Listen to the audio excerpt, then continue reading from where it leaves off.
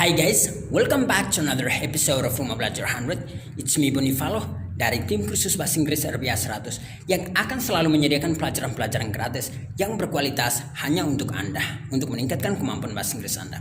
And today I'm gonna teach you how to speak like a native speaker. And by using a clip from The Wolf of Wall Street, I'd like to prove to you that what I was saying before about the reduction of is true. But before getting into that, I'd like to invite you to subscribe to our channel, Kursus Bahasa Inggris RBA 100, and also press the bell icon. Jangan lupa untuk nyalakan loncengnya, dan juga jangan lupa untuk like halaman Facebook kami, dan sekali lagi nyalakan loncengnya. Dan begitu saja, let's go right into it guys. And in the case of the telephone, it's up to each and every one of you. And in the case of the telephone, it's up to each and every one of you. Hai, welcome. Selamat datang di bagian pembahasan dalam video kita kali ini. Dan langsung saja, ini adalah sesuatu yang sangat menarik untuk saya ajarkan kalian di video ini ya. Nah, seperti yang tadi saya katakan bahwa saya mau mengajarkan kalian cara ngomong kayak orang bule. Dan pada saat yang sama, saya mau membuktikan kepada Anda kalau apa yang saya katakan sebelumnya tentang pengurangan bunyi ini itu benar.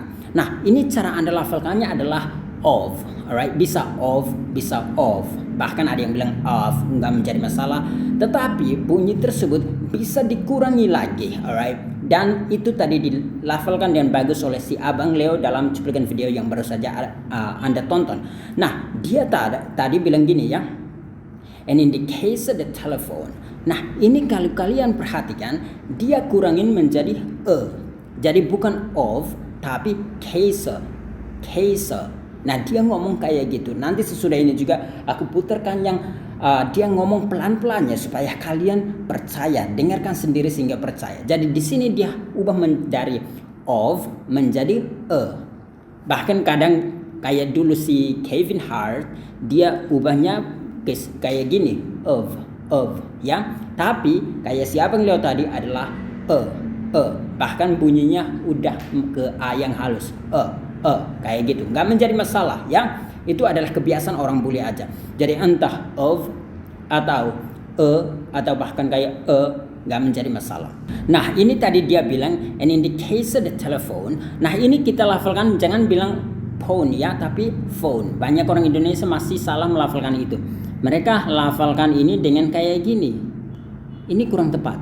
Bukan phone ya, tapi phone. Jadi P dengan H ini darah ya, maaf. P dengan H ini bunyinya menjadi F ya. Biasanya kebanyakan P dengan H kalau bertemu biasanya kalau nggak 100%, mungkin 90% kata tersebut berubah menjadi F. Tapi yang saya tahu itu 100%. Misalkan kayak philosophy itu pakai P dengan H, atau physics itu P dengan H berubah menjadi F semua ya. Dan itu adalah kebiasaan bahasa Inggris. Alright, makanya ini phone meskipun tulisannya adalah phone, dia berubah menjadi phone. Nah, kita kembali ke topik kita.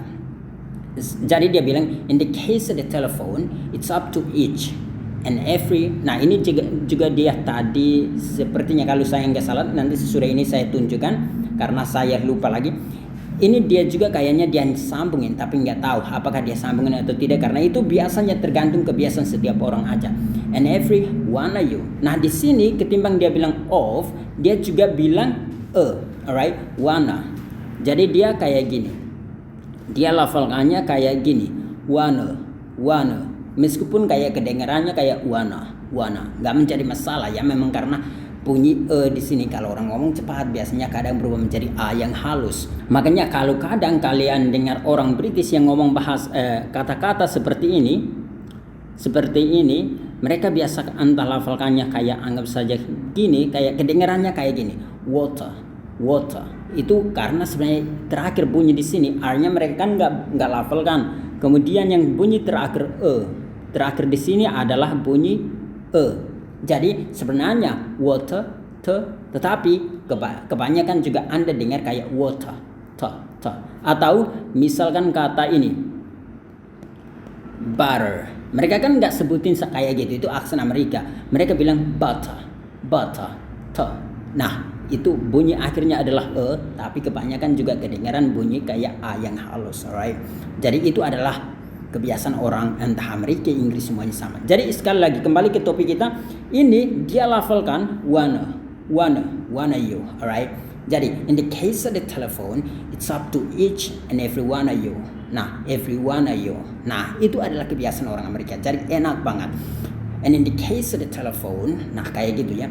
And in the case of the telephone, jadi ketimbang in the case of the telephone itu kan panjang banget dan terbelit-belit. Jadi dia kayak in the case of the telephone, it's up to each and every one of you. Kayak gitu, enak banget. Nah, ini artinya bahwa hubungannya dengan telepon atau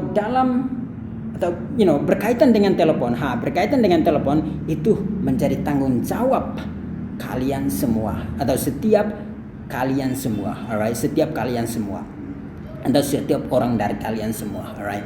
Nah, kita akan bahas sedikit tentang arti dari ini kata-kata di sini. Aku udah buatkan semua contoh kalimat dan artinya.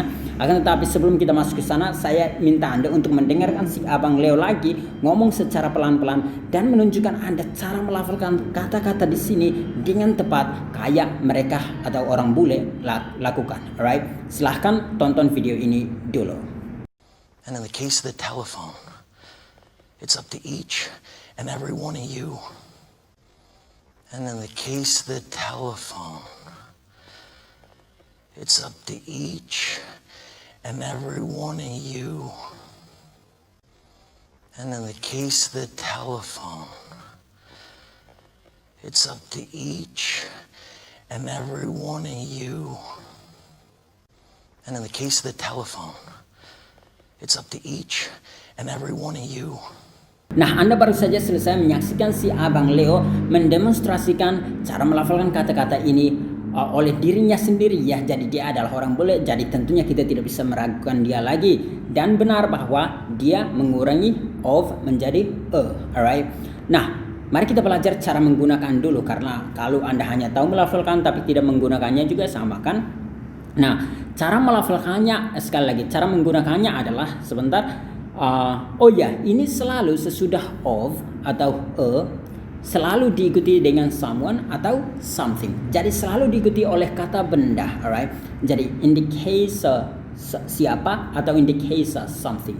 Jadi nah ini juga Anda bisa lafalkan kayak si Kevin Hart dulu, dia lafalkan dengan of, alright. In the case of itu juga nggak menjadi masalah ya. Jadi in the case of kayak gitu, atau in the case of juga nggak menjadi masalah sih, tapi kebanyakan bule itu mengurangi. Nah, jadi sekali lagi selalu harus ditambahkan dengan someone atau something.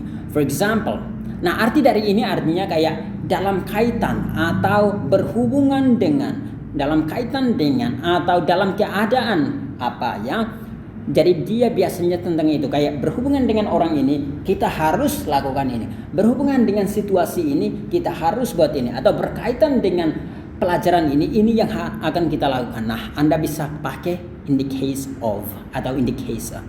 For example, di sini aku udah tulis in the case of your sister. Jadi Anda coba praktikkan. In the case of your sister, we didn't have to give her a curfew. Nah, ini cara Anda lafalkannya adalah curfew.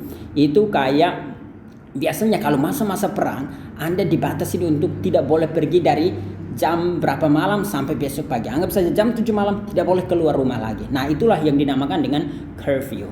Atau misalkan terjadi apa ya, biasanya pokoknya ada masalah kan, biasanya ketua RT, RW atau orang tua Anda, dia melarang orang untuk keluar dari jam berapa ke jam berapa. Nah, itulah yang dinamakan dengan curfew. Nah, sekali lagi, we didn't have to give her a curfew because she never stayed out late. Alright. Jadi, sehubungan dengan saudari kamu, kami nggak harus kasih dia pembatasan bepergian karena dia nggak pernah pergi malam gitu ya, tidur di tempat lain sampai larut malam atau nongkrong di tempat lain sampai larut malam. Stay out late ya. Kata dasarnya, kalau kata bentuk pasnya adalah stayed out. Jadi stayed out late, right? Jadi kayak gitu. Saya harap teman-teman mengerti. Well, in the case of your sister, we didn't have to give her a curfew because she never stayed out late, right? Next, in the case of this woman, will not grant permission atau grant permission. Jadi Anda bisa lafalkan dengan grant atau grant juga nggak mencari masalah.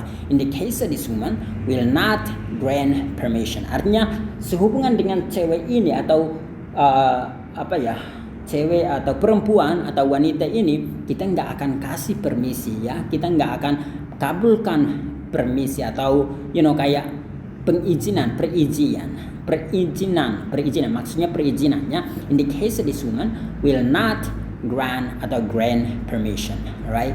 Next, in the case of John, we will bring him back home. Sekali lagi, in the case of John, we will bring him back home. Alright. Artinya sehubungan dengan si John atau si John, kita akan bawa dia pulang. Alright. We will bring him back home atau we will bring him back home. Alright. Sekali lagi kadang H ini mati ya. Jadi kayak gitu. In the case of John, we will bring him back home. Yang berikut kita akan pelajari tentang yang satunya, yaitu mana ya? Ini frasa it's up to. Alright. Nah, it's up to ini punya dua arti. Arti yang pertama itu artinya tergantung. Alright. Kalau it's up to you, sekali lagi it's up to you itu artinya tergantung kamu. It's up to him, tergantung dia. It's up to them, tergantung mereka. Tetapi ada arti lain yang akan kita bahas. Yang paling pertama adalah yang terserah. Biasanya kan kita makan, hey, kamu mau makan apa? It's up to you, tergantung kamu ya. Itulah pilihan kamu atau itulah keputusan kamu, mau kasih apa saja, saya nggak menuntut, kayak gitu ya. For example, di sini ada percakapan si A dengan si B. Dia bilang shall we atau shall we. Nah, ini kadang dipakai tapi biasanya dipakai hanya untuk kayak menganjurkan saja ya, mengusulkan. Tapi dalam kehidupan sehari-hari terutama orang Amerika hampir mungkin 90% atau 98% tidak menggunakan kata shall atau shall lagi ya. Cara Anda lafalkannya adalah shall atau shall. Jadi shall we have an Indonesian or a Chinese meal? Sekali lagi, shall we have an Indonesian or a Chinese meal? Alright, kita mau makan makanan Indonesia atau makanan Cina, kayak gitu. Nah, si B kayak it's up to you, terserah Anda, it's up to you. Alright, it's up to you. Shall we have an Indonesian or a Chinese meal? Apakah kita mau makan makanan Indonesia atau makanan Cina? Next, it's up to you. What would you prefer to do this weekend? Jadi ini artinya tergantung kamu. Apa yang mau kamu lakukan, lebih suka lakukan di akhir pekan ya. Jadi it's up to you. What would you prefer to do this weekend? Atau Anda bisa ganti prefer dengan rather. Alright? What would you rather do? Nah, ini tentunya tidak ada to lagi. This weekend. Nah, kata rather itu lebih banyak dipakai oleh orang bule ya. Nanti kita pelajari di video yang lain. Atau berikut, I don't care what we do tonight. Sekali lagi, I don't care what we do tonight. It's up to you. Sekali lagi, I don't care what we do tonight. Jadi kan biasanya kayak, hey, I don't care what we do tonight. It's up to you. Aku nggak peduli kita mau buat apa, atau aku nggak terlalu keberatan kita mau buat apa, tergantung kamu, kayak gitu ya. I don't care what we do tonight. It's up to you. Kayak gitu ya.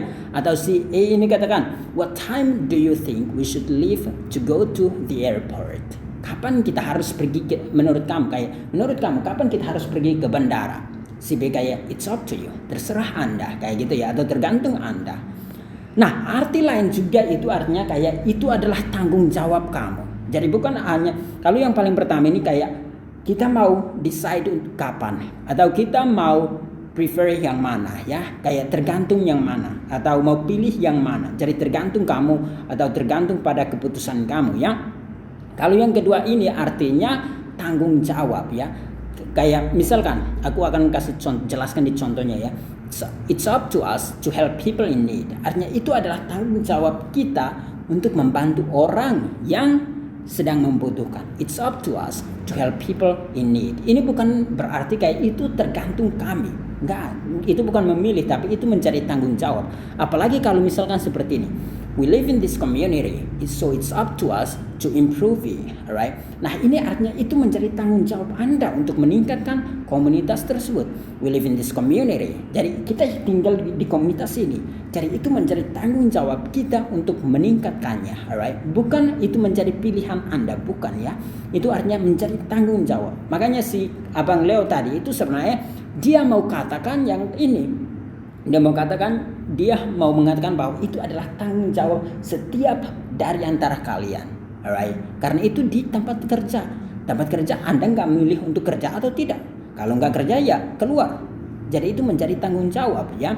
Kalau dia ngomong tentang sesuatu yang dia wajibkan kalian, itu adalah tanggung jawab, bukan pilihan lagi, alright? Jadi kalian harus mengerti konteksnya juga ya. Jadi we live in this community, it's up to us to improve it. Atau it's her children. Jadi sekali lagi, it's her children, so it's up to her to bring them to school, alright? Jadi itu udah menjadi tanggung jawab. Itu anak-anak mereka. Jadi itu tanggung jawab dia untuk menyekolahkan mereka, alright? Kayak gitu. Jadi yang berikut ini adalah tanggung jawab. Kalau Anda disuruh memilih, nah itu baru yang terserah. Tetapi kalau dia ada konteks kayak ini tanggung jawab Anda, kamu harus lakukan ini, berarti itu tentang responsibility, alright? Itu bukan lagi tentang choices, alright? Itu bukan lagi tentang your preference.